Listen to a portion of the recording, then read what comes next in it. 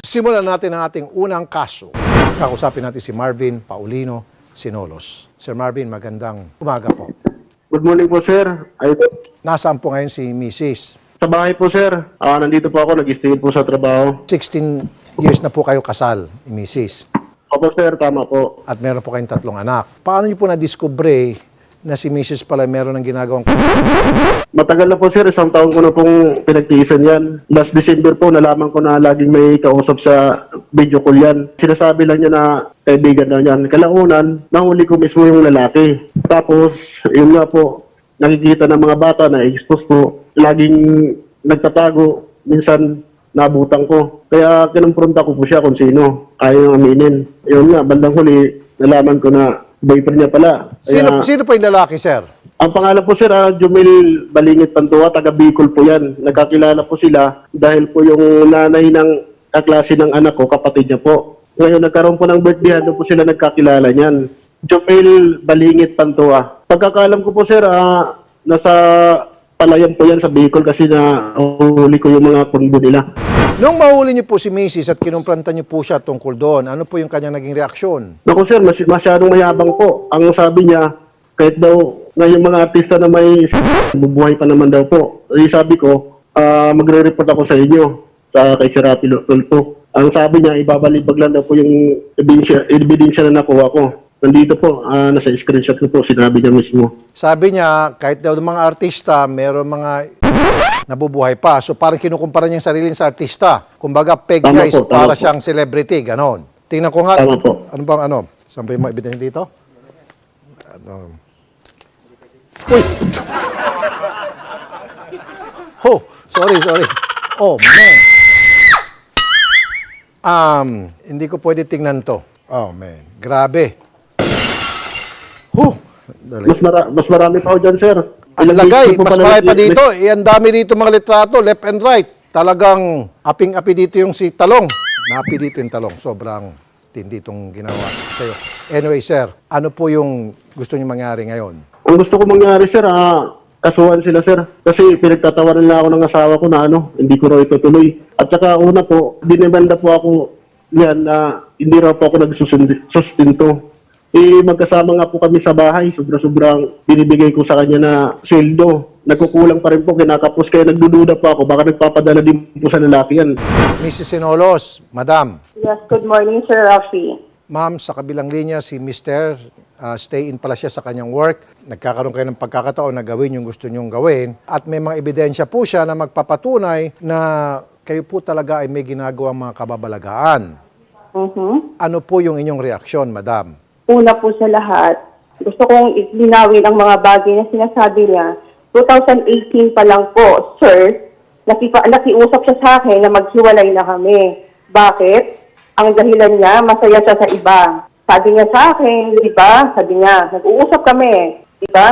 Umpisa pa lang naman, meron tayong kasunduan na kapag nakahanap tayo ng kanya-kanyang mahal na iba, pagbibigyan natin ang isa't isa. Malinaw yan. Hindi ho ako gumagawa ng script yan. Okay. Kahit siya mismo sa puso't isip niya, alam na yan. Ngayon, bilang asawa at nire-respeto ko siya, higit sa lahat, desisyon niya. Pinagbigyan ko po siya kahit masakit. Ininda ko yun. Prinoseso ko ang sarili ko na mag-isa. Wala akong pamilya na pinagsasabihan, wala akong kaibigan na pinagsasabihan. Okay. Ang mali ko lang, naging sobrang honest ako sa kanya. Sir Marvin, totoo ba 2018 pa lamang ikaw na nakiusap na magkanya-kanya na kayo? Hindi po, sir. Hindi po totoo yan. Kasi nandito po sa usapan namin. Pero ang totoo po talaga yan, 2 beses nang ginawa niya sa akin yan. Una, 2011 sa pinsan ko, pumatol na rin sa pinsan ko. Pero sinasabi niyang 2018, hindi po, yan, sir, verbal lang po namin. Nagkaroon po kami ng kasunduan, September po. May sinabi sa akin, ang sabi niya, napag-isipan ko na, napag-desisyonan ko na, tinatanggap ko na. So, ibig sabihin, kasi pilit ko po inaayos yan, sir, simula pa nung Pero sir, sino bang nag-umpisa sa inyo naging unfaithful? Sa side mo ba Siya, o sa sir, side siya niya? po. Siya. Siya po. Kasi 2011, nasa probinsya po yan, pumatol na sa pinsan ko. Witness Okay. po dyan yung kapatid niya at saka yung mama ko. Huling-huli po sila Ma'am doon. Lynette. Nandito po ako sa Manila. Ma'am Lynette, Yes, sir, narinig ko po yung mga sinabi niya. 2011, Natatawa ako sa kanya. yung pinsan daw niya, pinatos nyo? Pinato sa probinsya? Opo. Nakakatawa yun. Kasi ganito yan, 2011, kung bakit ko kinakausap yung pinsan niya, taklaruhin ko, yung bagay niya yan, may babae siya, taga Pampanga, Liz ang pangalan. Ang sabi ng pinsan niya sa akin, kapag nag-iinuman sila, kinakausap niya. At yung babaeng yun tumawag sa akin, may sa kanila, bilang na bilang nung Liz kung ilan ang nasa niya. Alam niya yan, tanungin niyo po siya. Ma'am. Lahat na lang binibintang niya sa akin, ano yan, paawa isa? Ma'am, unfortunately, wala ho kayong ebidensya against him. Siya po meron, tulad po dito mga Yes, eksakto po, sir. screenshot. Tungkol dyan, hindi naman ako nagsinungaling sa kanya. Nung tinanong niya kung sino yan, inamin ko sa kanya. Granting for the sake of argument, talaga pong totoo yung mga pinagsasabi mo at totoo talagang meron kayong agreement na magkanya-kanya na, walang pakialamanan. Pero wala naman po siguro sa agreement na maging ang bawat isa inyo at magpakita ng kung ano-anong klaseng sa social media at yan po ay malalaman ng mga anak ninyo. Tama? Wala pong... Oh. Okay. Kaya nga po, kaso po kayo may ebidensyang ganon. Siya mayroong ebidensya laban sa inyo na kayo po whereas Sir. kayo po, walang ebidensya against him na siya po Yung mga sinasabi niya, kaya niya lang nakita yan dahil hinak niya yung Facebook ko, nakapasok siya sa messenger ko, and I believe po na yan ay under sa anti-wiretapping law ng Pilipinas po. Sige ma'am, kukonsulta ko sa abogado tungkol dyan. Pero ma'am, alisin na muna natin yung legal implications, okay? Ikaw Okay po. bilang isang inang Pilipina, tama ba yun ma'am, na kayo ay gagawa ng ganong klaseng kahit na behind closed doors, kahit na sabihin natin sikreto lang yon, na kayo po ay magbi-video call, tapos kaharap yung inyo pong boyfriend at magpapakita ng kung ano-anong klaseng Di ba palagi ko sinasabi dito sa show ko, wag na wag po kayong pumayag na nagbi-video call o binibidyo o pinipicturan ang ginagawa nyo sa loob po ng isang kwarto. Dahil pag dumating yung time, sabihin na natin, hindi ka na-hack ni Mister, okay, ito pong inyong naging karelasyon, kapag nag-away kayo, he can use these pictures against you. Patay kang bata ka, baka you will end up coming to us para magpatulpo sapagkat yung mga picture ipinakalat ni Kabit. May punto po kayo doon, pero ang sa akin po kasi, privacy ko yon. Opo, naintindihan ko yan. Now, tatanungin na natin ngayon si Sir Marvin. Sir Marvin, bakit mo raw Yes, sir. kasi hinak yung kanyang account at tuloy meron kang nakita ng mga bagay-bagay na hindi mo dapat makita? Matagal na po talaga ako naghanap ng sapat na ebidensya. Sa loob ng isang taon na naging maayos naman kami, sir eh. Yun nga po, sir, gusto ko makahanap talaga ng ebidensya laban sa kanila. Meron ka ng pagduda sa kanya, so naghanap ka ng ebidensya. Bilang isang asawa, kaya hinak mo yung kanyang account para mapatunayan yung pagdududa mo. Okay, for that, Opo, papasok sir. dito sa eksena si Attorney Garrett. Attorney Garrett, Yes, Sir Rafi. meron bang mali doon sa ginawa ni Mister? At kasi sabi ni Mrs., anti-privacy at siya ay magdidemanda. May kaso ba si Mister? At Well, may kaso din ba merong si mali, Mrs.? no, sir, merong kaso dyan, pero hindi po tama yung law na ini-invoke ni Mrs. dito. Ang tama pong law dito is hindi wiretapping kung hindi yung ating RA 10175 or yung ating anti-cybercrime law under Section 4 nun, illegal access, Sir Rafi. Okay. By illegal access, ito yung access sa any or whole part ng computer system nang wala kang karapatan. Dito po kasi, hindi naman binibigyan ng access si Mr. No sa account na yon. Hindi po siya pwede maghalongkat sa mga messages at laman ng mga accounts ni Mrs. nang hindi pinapakitang dati siyang pinayagang gamitin yon. On the other hand naman, Sir Rafi, itong pinapakita ni Mrs. Unfortunately nga, dahil nga sa ating mga batas ngayon, wala pa pong kaso. Tandaan po natin ang adultery, ang pinapunish is yung actual po. Isang kasal na babae sa isang taong hindi naman niya pasama sa kasal. So, hindi po natin mapuprove pa sa ngayon na sila ay meron niyang contact. Ang pwedeng maikaso na lang dito, Sir Rafi, is gamitin na lang tong grounds for legal separation. Teka muna, mukhang dihado pa pala dito ngayon. Itong si Mister na naghahanap lang siya ng ebidensya dahil may duda siyang may ginagawa ng kababalagaan si Mrs. Ngayon, nakahanap siya ng ebidensya pamagitan ng pagpasok sa account ni Mrs. na walang pahintulot. Siya pa ngayon ang tutugisin ng batas. This is unfair. Yes, sir. Unfortunately po, no, very strict po kasi ang ating anti-cybercrime law. Yung illegal access po, madalas yan pinafile ng mga taong nahuhuli ng kanilang mga karelasyon dahil nga daw hinahack ang kanilang Facebook. However, Sir Rafi, kailangan na rin natin tandaan, this was drafted sa ating batas para sa kaligtasan nating lahat against hacking nga, Sir Rafi. Okay. Now, may pag-amin si Mrs. na meron na siyang karelasyon na iba. Mhm. Ayun lang ang magiging problema, Sir Rafi. Kasi yung karelasyon na yan, it might implicate her for adultery.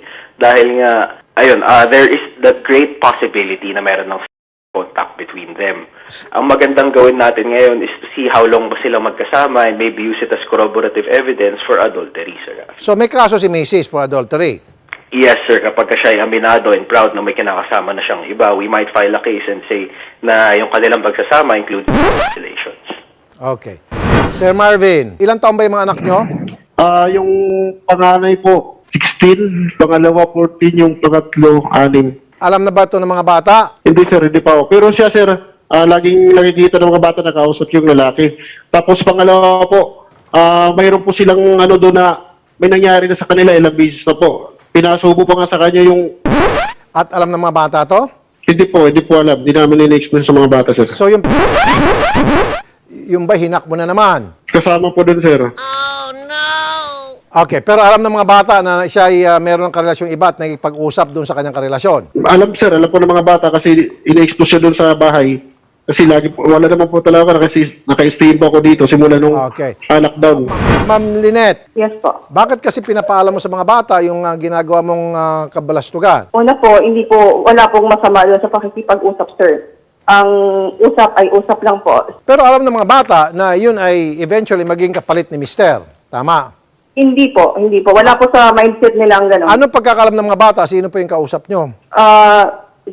We're just friends, parang gano'n. Pero wala kasing parang intimate na usapan pagdating sa ganyan po. So, Very strict po ako sa gano'n.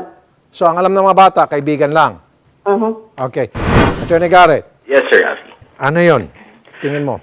Sir, ganito, ina-advisean ko si Mrs. na wag masyadong lumaki ang ulo niya. Kasi kahit po kinuha sa illegal access yung kanyang mga conversation, pwede pa rin natin gamitin yan and i-introduce sa court. Magiging liable pa rin siya sa adultery. Since very proud siya, hindi lang friends yun kapag pinapakain ng I would beg to differ, Sir Rafi. It's stronger evidence na may kaso siya for adultery. Now, alam naman natin parehas, Sir Rafi, na madalas 90% ng mga ganyan nangyari, sinasabi nagkasunduan na daw sila mamuhay ng hiwalay, but that does not mean na ina-excuse na siya under the law ng adultery, no? There's still a crime. Pero yung mga ebidensya na kuha ni Mr., it will be strike down by the court, by the judge. Hindi natatanggapin bilang ebidensya yon. So, ang ebidensya na lang ni Mr. ay yung pag-amin ni Mrs. na meron na siyang iba dahil nga may pausapan sila before na kanya-kanya. Tama? Strictly speaking, sir, hindi natin masasama sa exclusionary rule yun. Yung tipo bang mapapa-exclude sa korte, yung mga conversations na nakita ni Mr. Dahil wala po yun sa consequence ng illegal access under RA 10175. So, kung tutuusin po, no, Sir Rafi, kung willing siyang i-absorb yung case ng illegal access, pwede po natin i-introduce yan sa court, yung evidence po na yan. Okay. So, malaking laban ni Mr. Malaki po, sir. Now knowing na may ganun palang conversation, yes, sir, malaki po. Okay. Mr., ano pong gusto niyo mangyari, Mr. Marvin? O baka gusto niyo pag-usapan niyo na ito o magbalikan na lang kayo alang-alang sa tatlo niyong anak? Sir, malabo na, hindi na siguro magbalikan sir kasi sobra na po yung sa akin. Siguro po magsampal ako ng kaso. Madam Lynette, Yes po. ano ho bang gusto niyong sabihin dito kay Marvin? Willing daw magsasampal ho siya ng kaso. Nasabi niya na lang po kay Atty. Abadjan, Sir Rafi, nung first conference namin, noong December 2, ang sinabi naman ni attorney, sasagutin na lang namin. Pero hindi pa ho kami nagsasama. Hindi rin ho kami nagkikita. Nagkita ho kami once, na parang sa isang event lang, parang nagpasalon.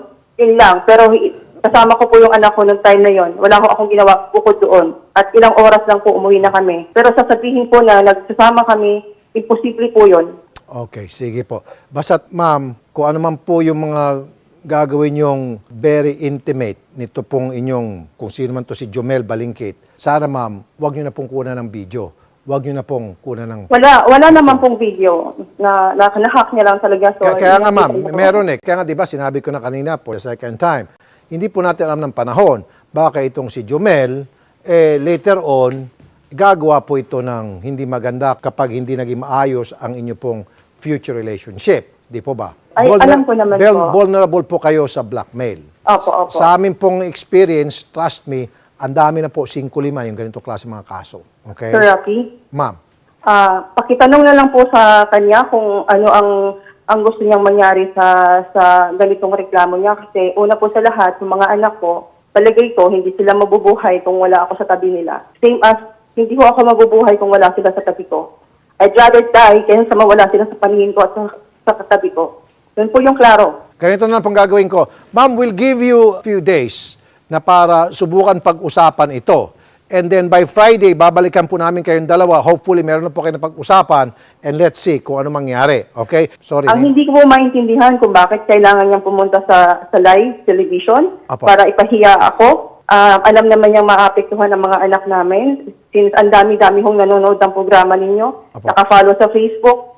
And now, naka-live kami. Hindi na ako interesado kung ano magiging tingin sa akin ng mga tao. Ang concern ko yung mga anak ko. Opo, ma'am. We will protect your children at all costs, by all means. We will not include Salamat- your children salamat dito po po. sa inyong problema ang dalawa. Pero sa palagay ko, ngayon, hindi na ho mangyayari na yun. You can't protect them by all costs dahil maririnig at makikita po nila yung live na yan.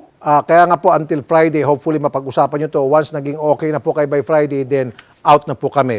We Sir, promise you anything that. po na sinabi niya kung paano namin aayusin to? Ma'am, I don't know. Siguro po kayong dalawa mag-uusap po, ma'am, off-air. Magkita kayo, pag-usapan niyo po. Total, mga Actually, adults na po next kayo. week po namin siya today kasi wala nang panggastos yung mga anak ko. Actually, talaga ngayon dapat nasa agreement namin ngayon uuwi siya. Naghihintay yung mga Okay. bata. Sir Nandyan Marvin. lang pala siya. Sir Marvin. Yes, sir, opo. Okay, ganito pong gagawin nyo kasi ayaw ko naman po makalibre kayo. Kaya baka, siyempre, sorry sir kung makapag-isip ako ng ganito, magsusumbong ka para makalibre ka na, hindi ka na makapagbigay ng sustento. Go home and then talk it out with your wife. Kailan dalawa one-on-one? Ano ba talaga gusto yung mangyari? And then by Friday, babalikan ka namin. Okay, sir? Yes, sir. Maubos na oras natin. Friday, sir, babalikan namin kayo. But I want you to go home today. Uwi ka sa bahay ninyo, mag-usap kayo ni Mrs. ng masinsinan. Okay, sir? Mrs. Yes, sir, sige po. Mrs. Uwi Yes, dyan sir. ngayon si Mr. at mag-usap kayo ng masinsinan. Okay, ma'am? Opo. Madam Lynette, magandang Yes, umaga sir. sa inyo. Salamat sa pagtanggap namin tawag, Madam Lynette. Okay? Sir Marvin, salamat po. Friday, usap kayo. Okay. MJ, anong sabi? Idol Rafi, Dignity left the group. Ganun ang sabi ng mga netizen natin. At oo, tama si ate. It's all over the internet now. Lahat ng mga netizen natin, napaka-invested na sa reklamo na to. Si April Labayog, sabi nga niya, ay nako, kaloka. Sana pag may asawa, makontento na lang. 3 pa yung anak nila. Biktima na naman ang mga bata. Sa hirap pa naman ng buhay ngayon, dami pa din ang mga kababalaghan. Eto, kanina, no, sabi nga nitong si Isabel Crisologo, grabe yung babae na yan, ano, kahit na nangaliwa yung lalaki, kalaunan hindi dapat ganun kababoy ang pagganti niya kung gumaganti man siya, di ba? At isipin na lang kanilang mga anak, puro ganun na Idol Rafi, ano? At kanina nga, meron pa nakalusot dito na parang kinampihan na si Mister, sabi niya, move on, ay, si Mrs., sabi ni Maylan Hoson, move on na lang, Brad. Di mo lang tanggap na masaya na si partner mo sa iba. Kuya, pwede pakilinis din yung room mo kasi nakabandera yung... Wait ka.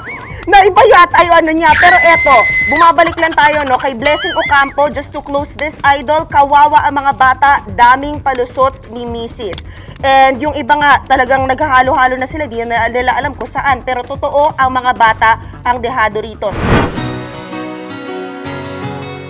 Mga kapatid, wag niyo pong kakalimutan na mag-subscribe sa YouTube channel ni Idol Rafi at meron na po itong 17.4 million subscribers. Sa mga hindi pa po nakakapag-subscribe, make sure na pindutin niyo po yung bell button, select niyo po yung all para lagi po kayong nabibigyan ng notifications from Rafi Tulfo in Action YouTube channel at hindi niyo po namimiss yung mga latest videos ng Rafi Tulfo in Action YouTube channel. Rafi Tulfo, isang taong hindi ka iiwanan. Basta nasa tama ka, ilalabang ka ng patayon. Kahit na sariling reputasyon niya ang itaya, ipagtatanggol ka niya kahit siya ang mapahiya. Ang sarap kapag panatagsan man